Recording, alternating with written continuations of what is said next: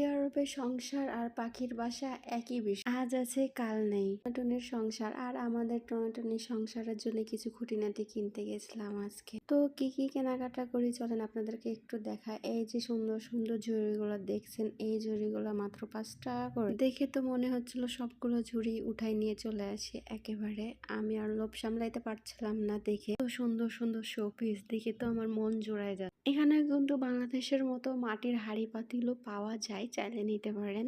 রুটি বানানো পিঁড়া, বেলনা সহ ডাল ঘুটনা আর কি যেন বলে, এটার আমি নাম সঠিক জানি না। একটা সংসারে যা যা লাগে এখানে কিন্তু সবই প্রাইস অনুযায়ী জিনিসগুলো অনেক ভালো মানের ছিল এক কথায়।